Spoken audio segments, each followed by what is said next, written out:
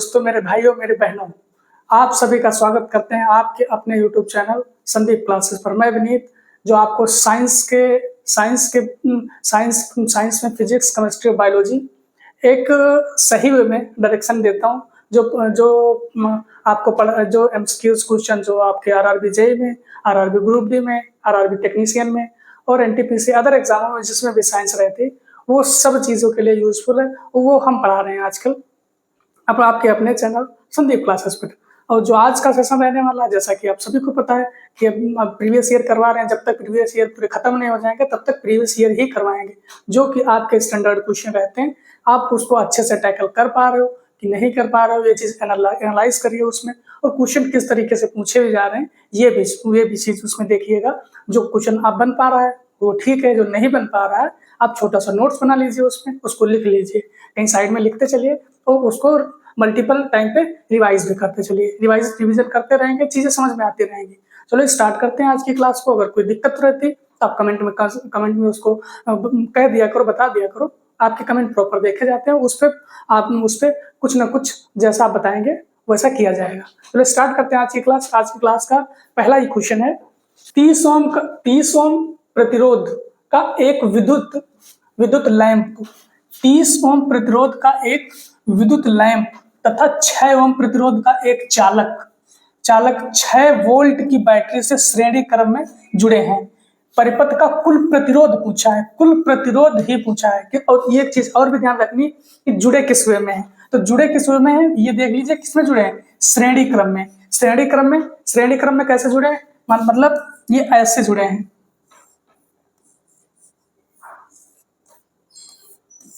ऐसे जुड़े हैं।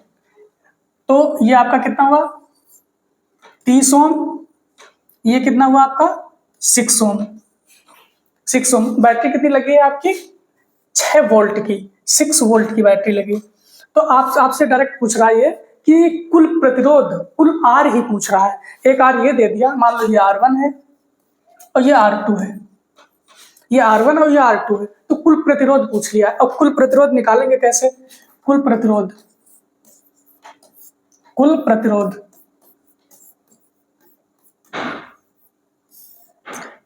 कैसे निकालेंगे, टोटल रेजिस्टेंस कैसे निकालेंगे। जब आपका किसमें जुड़ा रहेगा, श्रेणी क्रम में जुड़ा रहेगा।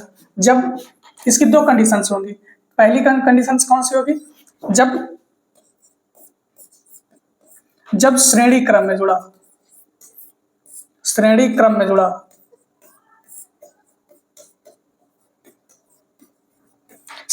में जुड़ा हुआ तो जितने प्रतिरोध रहेंगे, टोटल रेजिस्टेंस ये कुल है, कुल बराबर R1 plus R2 plus R3 dash dash, जितने भी रेजिस्टेंस रहेंगे उसको सिंपली जोड़ देना है अगर श्रेणी क्रम में रहेंगे। इसका दूसरा होगा, जब प्रतिरोध किसमें जुड़ा हो, जब R प्रतिरोध है, जब R किसमें जुड़ा, समांतर क्रम में जुड़ा। जब समांतर क्रम में जुड़ा होगा तब कैसे लिखेंगे, R कुल 1/R, ये R कुल है, 1/R1 1/R2 1/R3 dash dash dash करके आप पूरा लिख सकते हैं। तो आप इसको प्रॉपर नोट भी करते चलिए। नोट नहीं करेंगे चीजें, अगर नोट नहीं करेंगे तो ये बाद में चीजें समझ में नहीं आएंगी, अब देखो किसमें कह रहा है, कुल प्रतिरोध पूछा है, जुड़ा किसमें, श्रेणी क्रम में जुड़ा है। तो क्या करेंगे, डायरेक्ट जोड़ देंगे। तो कितना है, 30 ये है और 6 ये हो गया, तो R कितना टोटल हो जाएगा, 30 प्लस 6 कितना, 36 ओम। तो आंसर तो अपना 36 ओम हो जाएगा, ये आंसर तो बी। ये जो पूछा है ग्रुप बी में वो इतना ही पूछा है, आरआरबी में पूछा है जो इतना ही पूछा है, लेकिन इसका जो नेक्स्ट स्टेप होगा वो करंट पूछ लेगा। क्योंकि देखो वोल्टेज दे दिया है, कुल प्रतिरोध आप निकाल ही चुके हैं, अब पूछ लेगा करंट कितना होगा। आया भी होगा दूसरा सेटों में, अब आगे चर्चा करेंगे, अगर आया होगा तो देख लेंगे। तो अगर अब दूसरा करंट निकालने के लिए क्या करेंगे, अकॉर्डिंग टू ओम्स लॉ क्या कहता है, अकॉर्डिंग टू ओम्स लॉ, तो V बराबर I इंटू R V बराबर I इंटू R। तो देखो वोल्टेज कितना दे दिया, 6 ओम। वोल्टेज कितना दे दिया, 6 ओम, 6 वोल्ट, सॉरी 6 वोल्ट। I निकालना है, R कितना है 36, तो 36 नीचे ले आएंगे ना, 36, तो I निकल आएगा कितना, 6 कम 6, 6 छः 36। करंट कितना निकलेगा, 1/6 एम्पियर करंट आपका इतना निकल आएगा। लेकिन क्वेश्चन कितना पूछा था, केवल कुल रेजिस्टेंस पूछा था, कुल प्रतिरोध पूछा था। तो कितना आंसर हो जाएगा, आंसर भी 36, 30 और 6 36। यही अगर श्रेणी क्रम में ना जोड़ के समांतर क्रम में जोड़ता तो चेंज हो जाता। तब कौन सा लगाते हैं, तब ये लगाते हैं अपना 1/r बराबर कुल बराबर 1/r1 plus 1/r2 plus 1/r3। तो आंसर कितना हुआ, आंसर बी। चलते हैं नेक्स्ट क्वेश्चन पे। नेक्स्ट क्वेश्चन है अपना, लाल गोभी एक प्राकृतिक संसूचक है जो अम्ल या क्षार के साथ मिश्रित होने पर अलग रंग देता है। जब इसे क्षारीय विलयन में मिलाया जाता है तो उस रंग में हुए परिवर्तन को पहचाने। देखो जब क्षारीय विलयन में मिलाया जाएगा, अब देखो इसका रंग देखो, अम्ल या क्षार के साथ मिश्रित होने पर अलग रंग देता है। जब लाल गोभी को एक संसूचक अम्ल या क्षार के मिश्रित होने पर एक अलग रंग देता है। जब इसे क्षारीय विलयन में मिलाया जाता है तो उस रंग में हुए परिवर्तन को पहचाने। कौन सा परिवर्तन होगा, देखो लाल भूरा होगा, नारंगी होगा, हल्का गुलाबी होगा, या फिर नीला हरा होगा।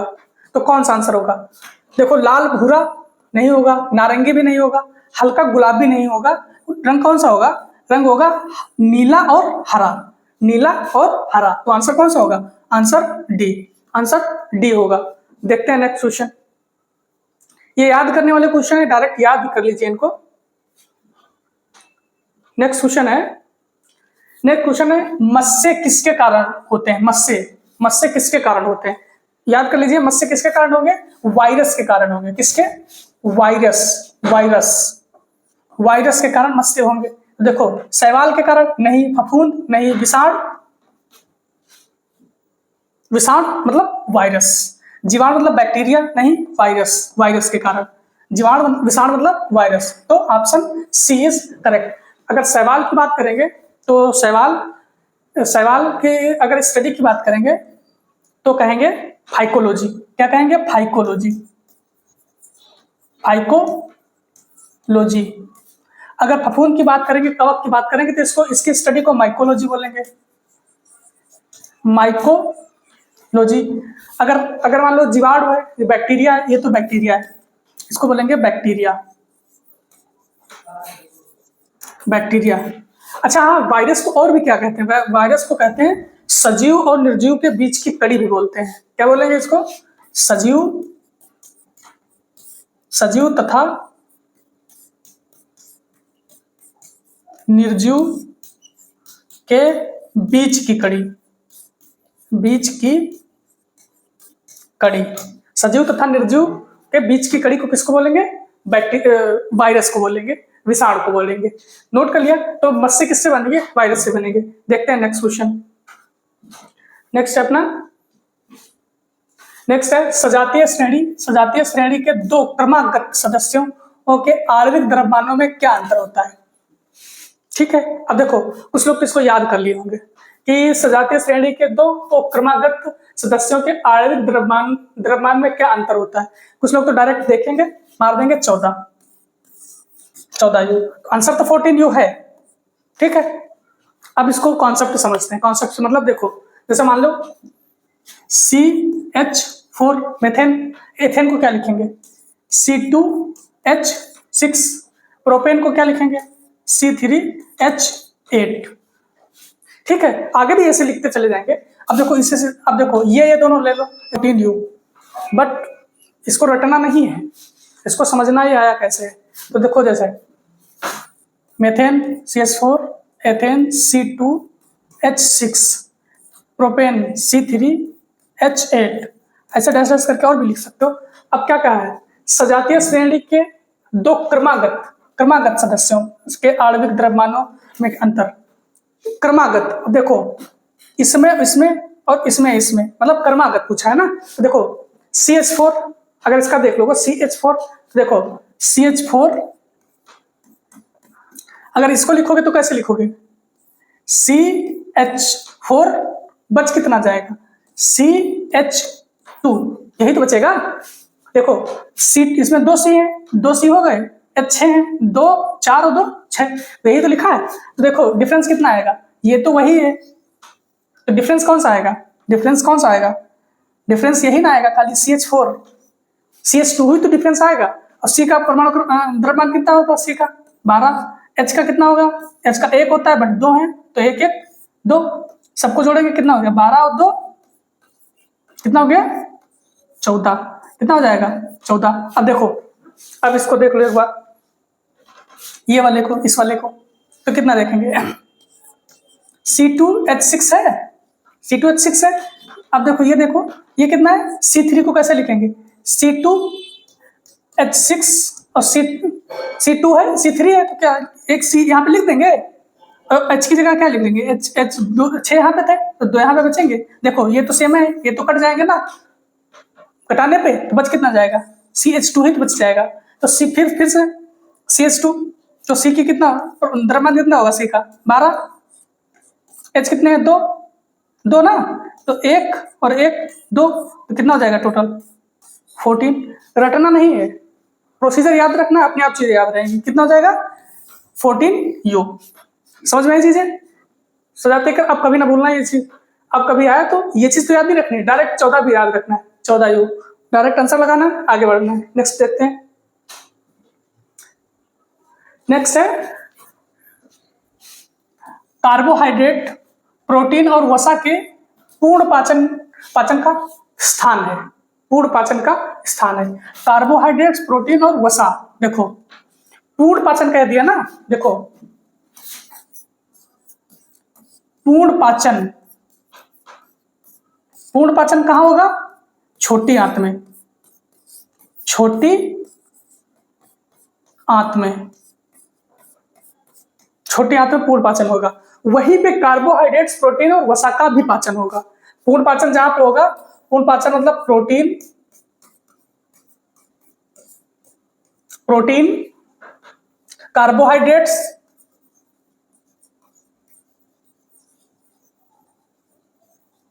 कार्बोहाइड्रेट्स एंड वसा, फैट्स सबका भी पूर्ण पाचन कहां होगा, छोटी आंत में ही होगा, छोटी आंत में ही होगा। तो आंसर कौन सा हो जाएगा, आंसर छोटी आंत, आंसर B इज करेक्ट। अब देखो अगर बड़ी आंत की बात करेंगे, पेट की बात करें, बड़ी आंत में भोजन पचेगा नहीं, पचा हुआ भोजन कहाँ स्टोर होगा, पचा हुआ भोजन स्टोर होगा, पचा हुआ भोजन यहां रुकेगा। अगर पूछ लेगा, कभी पूछ लेगा ना, जो पाचन तंत्र है, पाचन क्रिया है, मुंह से और एनएस तक, गुदा तक की लंबाई कितनी होगी, तो कितनी होगी, मुंह से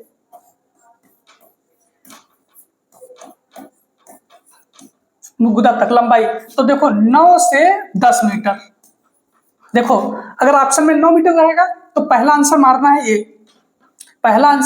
ये, 9 मीटर। अगर 9 मीटर नहीं रह रहा, 8 मीटर है और 10 मीटर है, तो फिर आंसर मारना है 10 मीटर, दूसरा आंसर 10 मीटर। मुंह से गुदा तक की लंबाई अगर पूछेगा पाचन तंत्र की, तो 9 मीटर पहला आंसर, दूसरा आंसर 10 मीटर। तो आंसर इसका कौन सा हो गया, छोटी आंत। पूर्ण पाचन कहां होगा, छोटी आंत में होगा। Answer B is correct. देखते हैं नेक्स्ट क्वेश्चन अपना, देखो एक वस्तु 18 सेंटीमीटर फोकस, एक वस्तु है जिसकी फोकस क्या है 18 सेंटीमीटर, 18 सेंटीमीटर फोकस दूरी है उसकी, और अवतल दर्पण है दूसरी बात के सामने 12 सेंटीमीटर की दूरी पर रखिए दर्पण द्वारा निर्मित आवर्धन क्षमता पूछा ना। सबसे पहले सारी चीजें लिख लो, गिवन लिखा करो पहले, गिवन क्या है, गिवन सबसे पहले देखो अवतल दर्पण है ना, अवतल है तो चीजें नेगेटिव में होंगे, तो देखो फोकस दिया ना, तो F की वैल्यू कितनी दी गई, -18 सेंटीमीटर, दूरी कितनी है, u बराबर कितना दिया गया, 12 सेंटीमीटर, -12 सेंटीमीटर। ठीक है, अब निकालना है क्या, आवर्धन निकालना है। आवर्धन मतलब निकालना है ना। तो आवर्धन कितना होगा, m बराबर -v/u, यही आवर्धन होगा ना, यही आवर्धन होगा। अब देखो दर्पण है, दर्पण का फार्मूला क्या लिखेंगे हम, 1/f 1/u प्लस 1/v। ठीक बात है, दर्पण है, दर्पण के लिए क्या करेंगे, प्लस में लिखेंगे, ठीक। अब देखो सब वैल्यू पुट करना है। f की वैल्यू कितनी है, 1/-18, 1/-12, 1/v। ठीक बात है, इधर को लाएंगे तो 1/-18 प्लस 1/12 बराबर 1/v। कितना आ जाएगा, 36 नीचे ले लें, कितना हो जाएगा, 18 दूनी 36 -2, 12 तिया 36। ठीक है, तो कितना आ जाएगा 1/v। ये कितना आ जाएगा, 1 आएगा, 1/36। तो v कितना आ गया, v की वैल्यू कितनी आ जाएगी, 36 सेंटीमीटर। v की वैल्यू 36 सेंटीमीटर, v निकल आया। हमको आवर्धन क्षमता m निकालना है, आवर्धन, तो आवर्धन कितना है, v 36 है, ठीक। तो m बराबर 36, ये माइनस जो लगा है माइनस लगा दिया। देखो ये जो माइनस लगा ये वाला, तो माइनस लगा दिया, बटे u की वैल्यू कितनी दी गई, u -12 -12, देखो माइनस से माइनस कैंसिल हो जाएगा, हो गया, 12 कम 12 तिया 12 ते 36, किसके, प्लस के। तो आवर्धन कितना आया, m कितना है, +3, आवर्धन कितना आएगा, +3। तो देख लीजिए, -3 नहीं, +0.6 नहीं, क्या आएगा +3। Answer B is correct. चीजें सारी समझ में आई, आवर्धन निकालना -v/u। अब जो सारी चीजें गिवन रहेंगी, फार्मूला याद रखिएगा, दर्पण में प्लस होगा, सारी चीजें ठीक है। इसको प्रैक्टिस करिए, एक क्वेश्चन मस्ट आना है, इस पे एक क्वेश्चन जरूरी आना है। नेक्स्ट देखते हैं, नेक्स्ट है बायोडिग्रेडेबल प्लास्टिक निर्यात के साथ साथ विपणन के लिए नया उद्योग है। इन प्लास्टिक के कुछ फायदों का उल्लेख नीचे दिया गया है। कौन सा विकल्प लाभ नहीं है, क्या पूछा है, कौन सा विकल्प लाभ नहीं है। अब बायोडिग्रेडेबल पूछा है, बायोडिग्रेडेबल मतलब जो सड़ सके, जो सड़ जाए। बायोडिग्रेडेबल मतलब जो सड़ जाए या जिसको कंपोज्ड किया जा सके, मतलब सड़ाया जा सके, कंपोज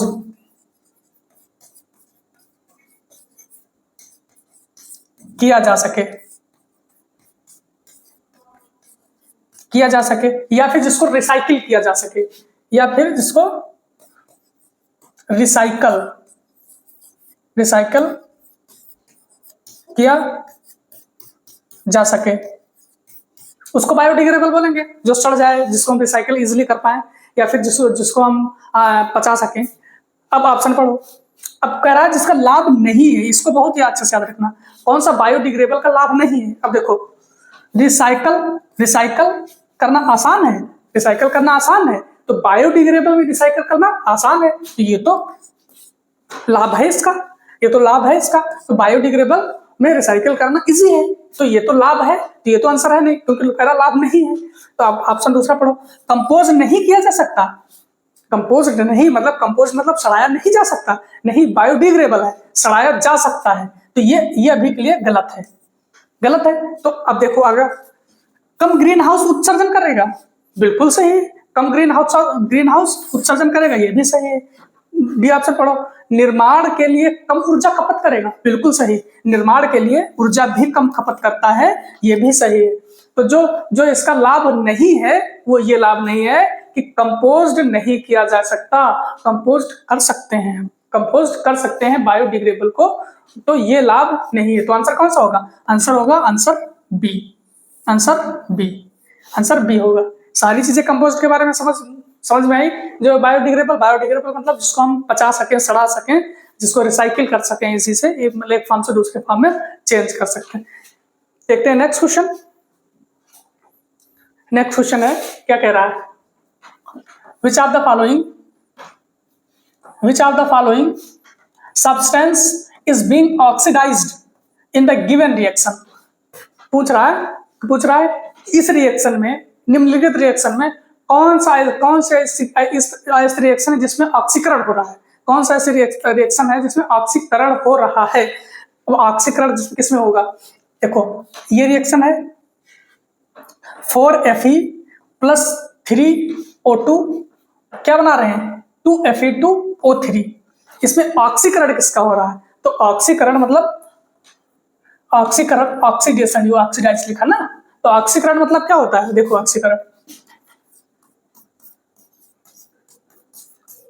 ऑक्सीकरण मतलब क्या होगा, ऑक्सीकरण मतलब होगा ऑक्सीजन का जुड़ना या फिर इलेक्ट्रॉन्स का हटना, या फिर इलेक्ट्रॉन का हटना, या फिर हाइड्रोजन का भी टूटना, या फिर हाइड्रोजन का टूटना। ये सब किसके गुण होंगे, ऑक्सीडेशन के, ऑक्सीकरण के। अगर बात रिडक्शन की आएगी, तो रिडक्शन की बात अगर आएगी तो रिडक्शन देख लो, अपचयन में क्या होगा, ऑक्सीजन का हटना।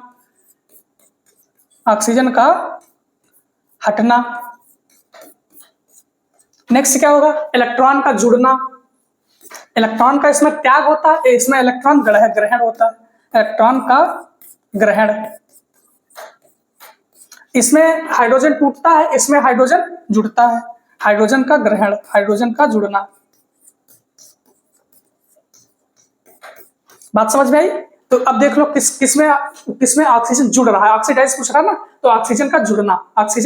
अब देखो इसमें जुड़ रहा है Fe2 ऐसे O3 3O2। देखो क्या हो रहा है, Fe में ऑक्सीजन जुड़ रहा है, तो जुड़ किसमें रहा है, आयरन में जुड़ रहा है।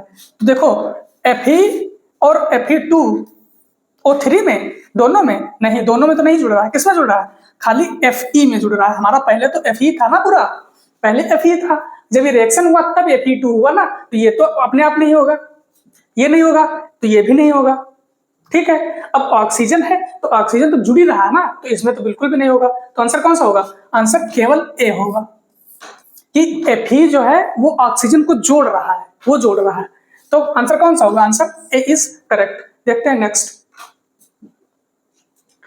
स्टेप ना। नेक्स्ट स्टेप, जब हम पानी से भरे एक स्विमिंग पूल के फर्श का निरीक्षण करते हैं तो हम देखते हैं कि पूल दिखता है। मान लो कभी हम टहलने गए, तुम स्विमिंग पूल के आसपास देखने गए, तो उसमें क्या हम देख पाएंगे, ये एक बेस्ट एग्जांपल है, इसके बारे में हम बहुत बताए हैं आपको कि जैसे मान लो पानी में पड़ा सिक्का, बाल्टी में, बकेट में अगर सिक्का पड़ा है तो हल्का आपको उठा हुआ प्रतीत होगा, या फिर उसमें एक रॉड कोई पड़ी है तो रॉड हल्की टेढ़ी हुई है, आपको टेढ़ी महसूस होगी। या फिर इसका एक एग्जांपल और है, जैसे मान लो जब स्टिल पानी होता है, साफ पानी रहता है, तो उसमें जो मछली रहती है ना, तो थोड़ी ऊपर प्रतीत होती है ना, होती है। देखो प्रतीत आ गया, अगर प्रतीत आ रहा है तो समझो ये किसका होगा, प्रकाश का अपवर्तन का एग्जाम्पल होंगे सारे। किसके, प्रकाश के अपवर्तन के कारण ऐसा दिख रहा है कि हमको माध्यम उसका चेंज हो रहा है ना। अगर माध्यम चेंज होगा तो क्या होगा, अपवर्तन होगा, तो अपवर्तन का कारण है तो चीजें उठी हुई प्रतीत होंगी। तो जब हम पानी से भरे एक स्विमिंग पूल के फर्श का निरीक्षण करते हैं तो हम देखते हैं कि पुल दिखता है। कैसा दिखेगा, हल्का ऊपर उठा हुआ उसमें कुछ नजर आएगा। वास्तव में जितना गहरा है उससे कम गहरा दिखना, क्या बात सही है? हाँ देखो, आप आगे पढ़ो, वास्तव में उससे कहीं अधिक विस्तृत है, ये तो बिल्कुल नहीं दिखेगा। वास्तव में उससे कम चौड़ा दिखना, चौड़ाई का कोई रिलेशन नहीं है, गहराई में डिफरेंस दिखेगा। वास्तव में उससे ज्यादा गहरा दिखना, ज्यादा गहरा नहीं दिखेगा, क्या दिखेगा, कम गहरा दिखेगा। जैसे आप कभी अगर टहलने गए, जैसे उत्तराखंड हिमाचल साइड में अगर गए टहलने तो देखोगे गहरा बहुत पानी होगा, बस जमीन की तली दिख रही होगी। तो किसका एग्जाम्पल की वजह से दिख रही होगी? वो प्रकाश के अपवर्तन के कारण, अपवर्तन के कारण। तो कौन सा ऑप्शन सही होगा? ऑप्शन ए सही होगा। वास्तव में जितना गहरा है उससे कम गहरा दिखेगा आपको, जितना गहरा है उससे कम गहरा दिखेगा अगर आप स्विमिंग पूल का निरीक्षण करने जाते हैं। तो आंसर कौन सा सही होगा? आंसर ए सही होगा। और ये किस कारण से होगा? इसका कारण भी जान लो, प्रकाश का अपवर्तन। किसके? अपवर्तन के कारण, अपवर्तन के कारण, अपवर्तन के कारण ऐसा नजर आएगा। तो आंसर कौन सा होगा? Answer A is correct. देखते हैं नेक्स्ट क्वेश्चन।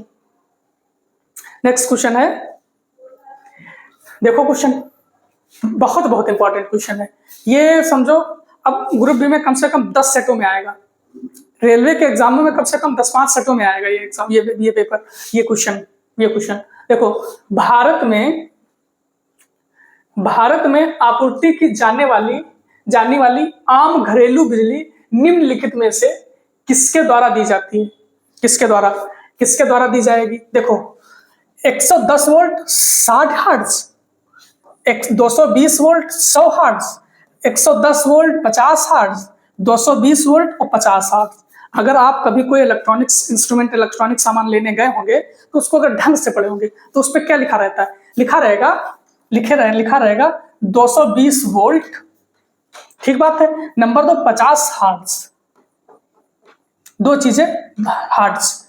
दो चीजें ये लिखी रहती। नहीं नोटिस करते हैं तो अब नोटिस करना, ये लिखा रहेगा। जो इंडिया में अपने इलेक्ट्रॉनिक्स इंस्ट्रूमेंट रहेंगे, जो घरेलू उपकरण जिसमें यूज किए जाते हैं, तो क्या होगा उसमें? 220 वोल्ट या 50 हर्ट्ज, 220 वोल्ट या 50 हर्ट्ज। तो आंसर कौन सा सही होगा? आंसर डी सही होगा। जो घरेलू उपकरण होंगे, जो लाइट्स चलने वाले, उसमें 220 वोल्ट 50 हर्ट्ज पे वो फिक्स किए जाते हैं। तो देखते हैं नेक्स्ट क्वेश्चन। इसको रट लेना, बिल्कुल रटा होना चाहिए कि 220 वोल्ट और 50 हर्ट्ज रटा होना चाहिए एकदम। क्वेश्चन है, ध्यान से मार के आगे बढ़ना है। देखते हैं नेक्स्ट क्वेश्चन। नेक्स्ट क्वेश्चन है, बबूल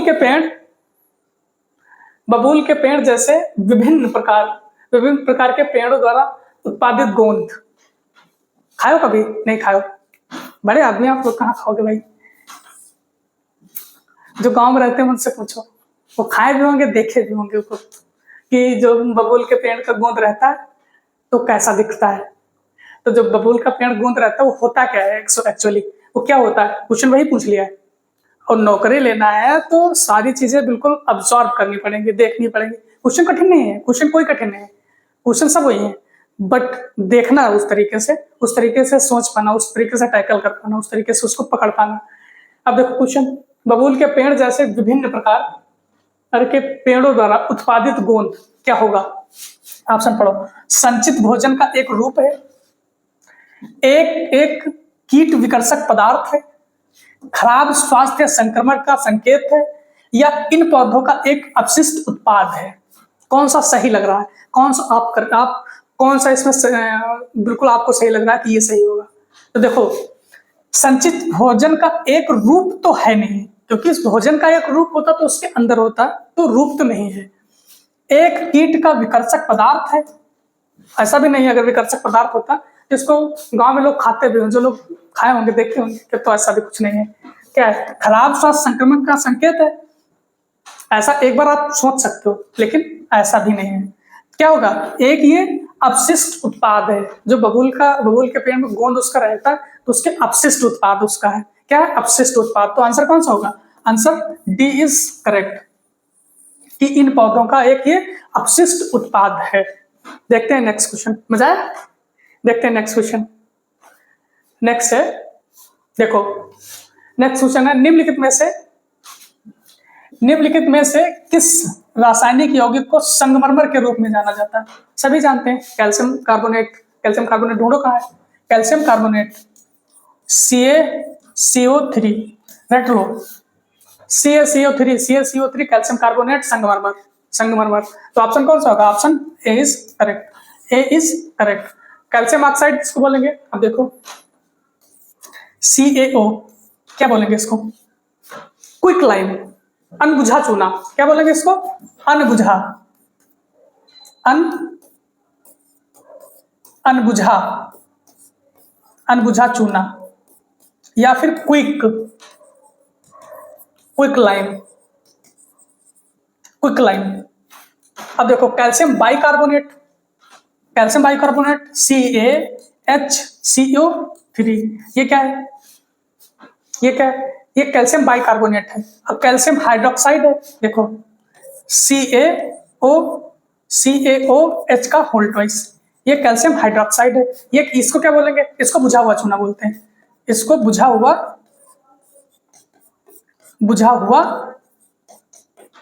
चूना बोलेंगे। इसको क्या बोलेंगे? इसको बुझा हुआ, कैल्शियम हाइड्रोक्साइड को क्या बोलेंगे? बुझा हुआ चूना। देखो क्वेश्चन ये भी पूछा जाता है, क्वेश्चन ये भी पूछा जाएगा, क्वेश्चन ये भी पूछा जाएगा। तीनों क्वेश्चन इंपॉर्टेंट है, अलग अलग एग्जामों में अलग अलग एक ही पेपर में खाओ 2 बार पूछ लिया जाए। इसको भी पूछ लें, इसको भी पूछ लें और इसको भी पूछ लें। देखो कैल्शियम हाइड्रोक्साइड बुझा हुआ चूना, क्विक लाइम अनबुझा चूना, कैल्शियम ऑक्साइड और कैल्शियम कार्बोनेट जिसको संगमरमर बोलते ही हैं। समझ में चीजें आई, नोट भी करते चलना। देखते हैं नेक्स्ट क्वेश्चन। नेक्स्ट क्वेश्चन है, नेक्स्ट क्वेश्चन ये है, नेक्स्ट क्वेश्चन ये है, देखो बेकिंग सोडा को गर्म करने पर यौगिक X बनता है। X को पुनः, X के पुनः क्रिस्टलीकरण से यौगिक Y बनता है। क्रमशः X और Y यौगिकों का चयन करें। देखो बेकिंग सोडा को गर्म करने पे क्या बनेगा? X बनता है, X बनता है। X के पुनः क्रिस्टलीकरण से यौगिक Y बनता है। X और Y यौगिकों का चयन करें। देखो सिंपल सी चीज है, अगर बेकिंग सोडा को गर्म करेंगे तो क्या बनेगा? सोडियम कार्बोनेट और washing soda, sodium carbonate and washing soda. तो आंसर कौन सा होगा? Answer A is correct, sodium carbonate and washing soda, answer A is correct. देखते हैं नेक्स्ट क्वेश्चन।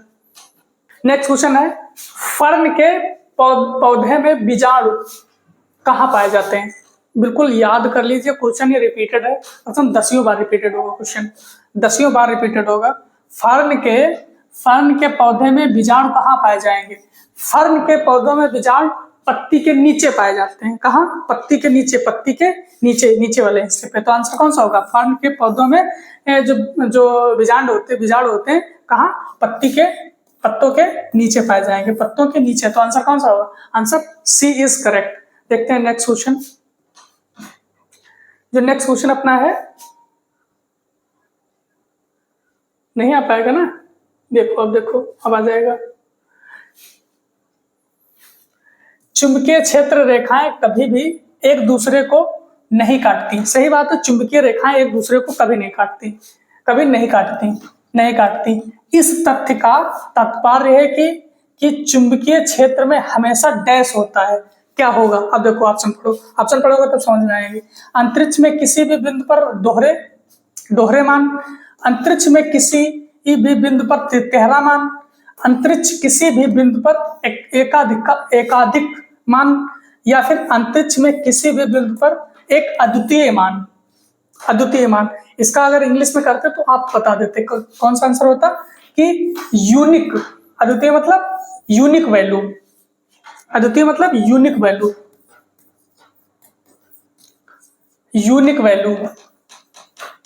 तो यूनिक वैल्यू रहेगी ना, एक अंतरिक्ष में किसी भी बिंदु पर एक जो आपका चुंबकीय क्षेत्र रहेगा उसका यूनिक वैल्यू रहती है। क्या रहती है? यूनिक वैल्यू रहती है। तो आंसर कौन सा होगा?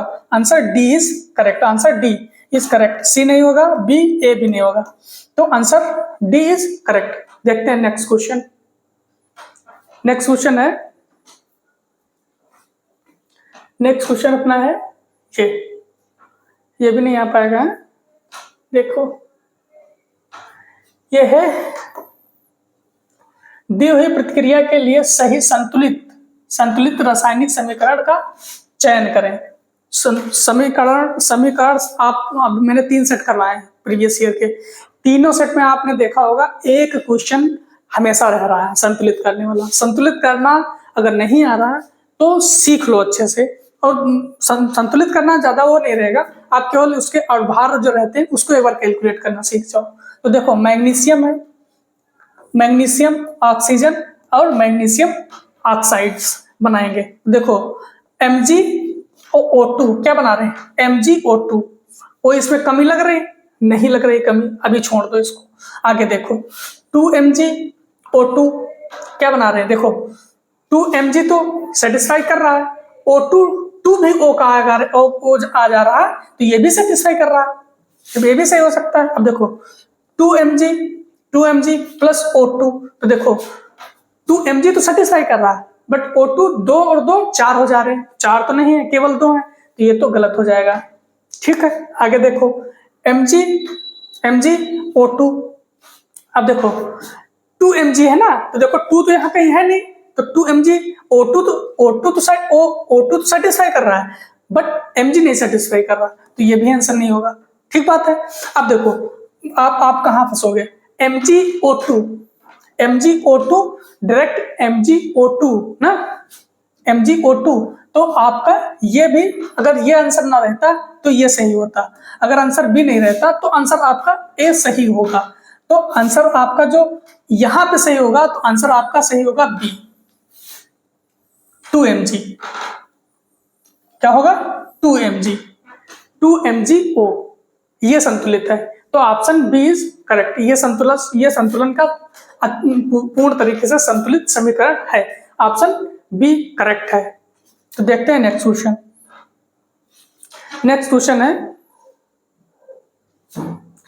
नेक्स्ट क्वेश्चन है ये, हाँ ये क्वेश्चन नेक्स्ट है, बताइएगा कौन सा है। मेंडलीव की आवर्त सारणी के बारे में निम्नलिखित में से एक कौन सा कथन सही नहीं है। इसको तो बहुत अच्छे से देखना है कि क्वेश्चन पूछ क्या रहा है, पूछ रहा सही नहीं है या सही है, तो क्वेश्चन पढ़ना पूरा है, पूरी तरीके से पता चले, जल्दबाजी में क्वेश्चन आधा पढ़े और गलत करके चले आए। तो क्या कह रहा है, कौन सा कथन सही नहीं है, किसके बारे में, मेंडलीव की आवर्त सारणी के बारे में, मेंडलीव की आवर्त की सारणी के बारे में कौन सा सही नहीं है, कौन सा सही नहीं है। अब देखो एक एक पढ़ो। उस समय नोबल गैसों की खोज नहीं हुई थी, तो ये बात सही है कि उस समय जब मेंडलीव के टाइम पे नोबल गैसों की खोज नहीं हुई थी, तो ये बात तो सत्य है, हमसे कह रहा सही नहीं है। अब देखो क्षार धातुओं की तरह हाइड्रोजन समान सूत्रों वाले यौगिक बनाने के लिए हाइड्रोजन ऑक्सीजन और सल्फर के साथ प्रतिक्रिया करता है, ये भी बात सही है, बट आपको ये चीज नहीं पता है, तो इसको थोड़ी देर के लिए पेंडिंग रख सकते हो। अब आगे पढ़ो। मेंडलीव के आवर्त सारणी में समस्थानिकों को कोई विशिष्ट स्थान नहीं दिया था, तो ये भी आप थोड़ी देर के लिए पेंडिंग रख सकते हो भाई, अगर ढंग से नहीं पढ़े हो तो इसको भी पेंडिंग रख सकते हो, लेकिन ये भी सही है, कोई विशिष्ट स्थान नहीं दिया गया था। अब देखो नेक्स्ट है, मेंडलीव की आवर्त सारणी में हाइड्रोजन को एक निश्चित स्थान दिया गया था। ये आप बहुत अच्छे से पढ़े होंगे, कक्षा 9-10 में पढ़े होंगे कि मेंडलीव की सारणी में मेंडलीव ने हाइड्रोजन को एक सही स्थान नहीं दे पाए थे, ये क्या कह रहा, हाइड्रोजन को एक निश्चित स्थान दिया गया था मेंडलीव के द्वारा, तो हाइड्रोजन को एक निश्चित स्थान नहीं दे पाए थे। इसके मतलब ये क्या है, ये गलत है। ये जब गलत है तो हमको क्या बताना था, गलत वाला ही बताना था। एक बार कभी कभी ऐसा होता है कि हमको नहीं, अगर ऑप्शन सारे आ रहे हैं तो उत्तर वाला ही ऑप्शन जो सही है वही आ जाता है। तो ऑप्शन कौन सा सही होगा, option D is correct. Mendeleev ने हाइड्रोजन को सही स्थान नहीं दिया था, ना दे पाए थे, तो ऑप्शन डी इज करेक्ट। देखते हैं नेक्स्ट क्या है, नेक्स्ट है अपना, नेक्स्ट देखो, निम्नलिखित तत्वों में से अर्धधातुओं की सही जोड़ी का चयन करें। अर्धधातुओं की सही जोड़ी, अर्धधातुओं तो आप बिल्कुल माहिर हो, महारत हासिल की हो, रटे सिलिकॉन एंड जर्मेनियम, अर्धधातु, सिलिकॉन जर्मेनियम अर्धधातु है, सिलिकॉन एंड जर्मेनियम अर्धधातु है। तो आंसर कौन सा सही होगा, आंसर सी सही होगा। देखो कार्बन और नाइट्रोजन ये अर्ध धातु है, सिंपल एलिमिनेट करो। सल्फर एंड फास्फोरस ये अर्ध धातु है, बिल्कुल भी नहीं। हाइड्रोजन और हीलियम अर्ध धातु है, ये सब गैसें हैं, ये सब गैसें हैं। अर्ध धातु कौन है? Silicon and germanium. तो आंसर कौन सा होगा? Answer C is correct. देखते हैं नेक्स्ट क्वेश्चन, देखते हैं नेक्स्ट कौन सा होगा अपना? नेक्स्ट है, यदि गोलीय दर्पण से किसी प्रतिबिंब का आवर्धन -1.38 है, -1.38 है, तो प्रतिबिंब का प्रकृति होगी। देखो माइनस लगा है, इसके मतलब अवतल तो होगा ही। अब जब अवतल है, जब माइनस लगा है तो अवतल होगा। और अवतल जो होता है, तो अवतल कैसा प्रतिबिंब बनाता है? वास्तविक और बड़ा। कैसा बनाएगा? वास्तविक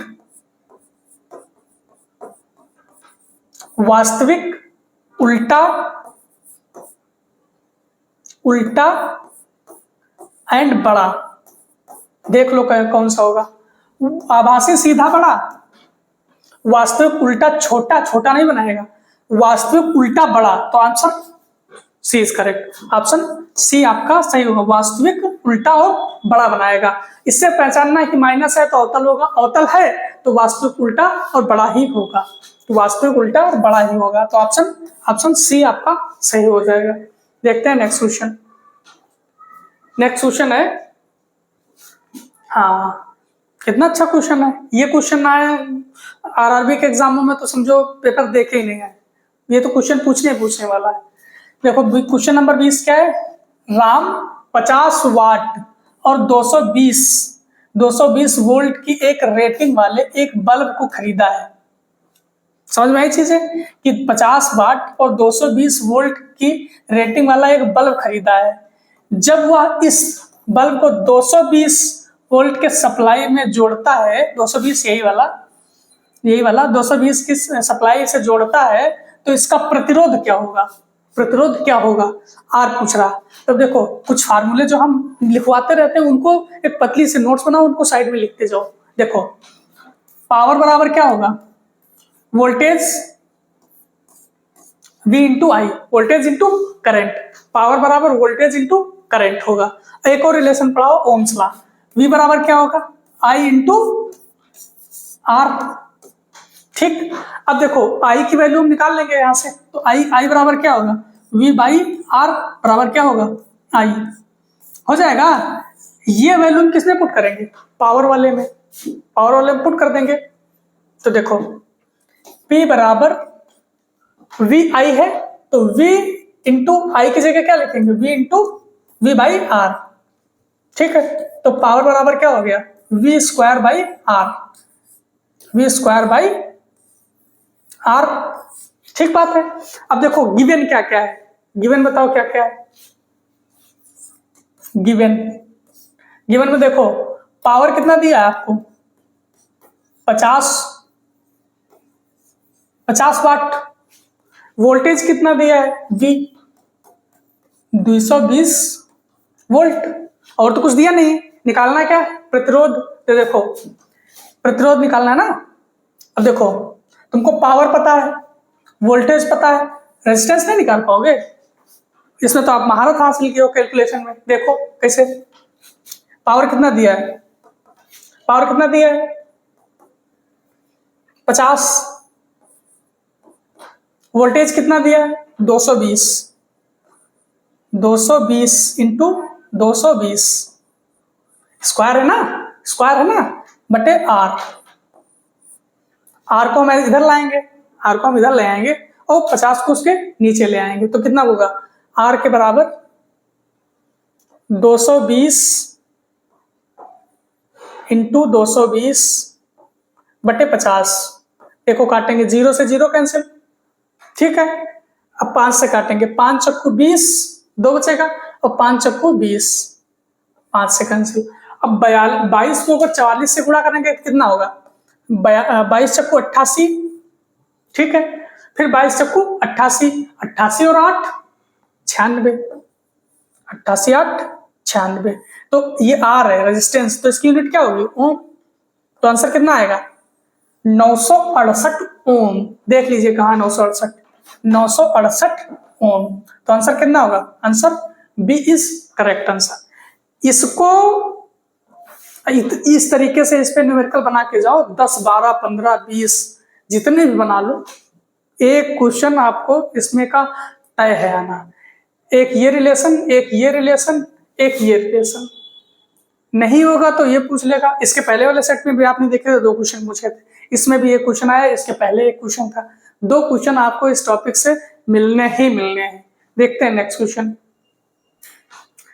नेक्स्ट क्वेश्चन कौन सा है? नेक्स्ट क्वेश्चन अपना ये है,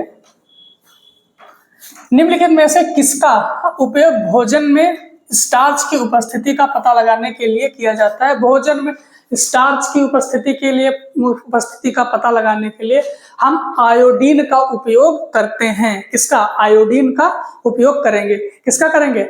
आयोडीन का उपयोग करेंगे। हम अगर स्टार्च, भोजन में स्टार्च का पता लगाना है तो क्या करेंगे? आयोडीन का उपयोग करेंगे, आयोडीन के घोल का उपयोग करेंगे। तो आंसर कौन सा होगा? Answer A is correct. Answer A is correct. Iodine के घोल का उपयोग करेंगे हम। ठीक है। अगर हमको अब लिटमस घोल, लिटमस पत्र किसका काम बना होता है? शैवाल एंड कवक के बना होगा। किसका बना होगा? शैवाल प्लस कवक, शैवाल प्लस कवक का बना होगा। क्या? लिटमस पत्र। ठीक है। फिनाप्थलीन ये भी नहीं होगा। तो आंसर कौन सा होगा? आंसर आयोडीन का घोल होता है जो स्टार्च का, भोजन में स्टार्च की उपस्थिति का पता लगाता है। देखते हैं नेक्स्ट। नेक्स्ट है, निम्नलिखित में से किस जानवर के शरीर का तापमान, निम्नलिखित में से किस जानवर के शरीर का तापमान वातावरण के तापमान पर निर्भर नहीं करता?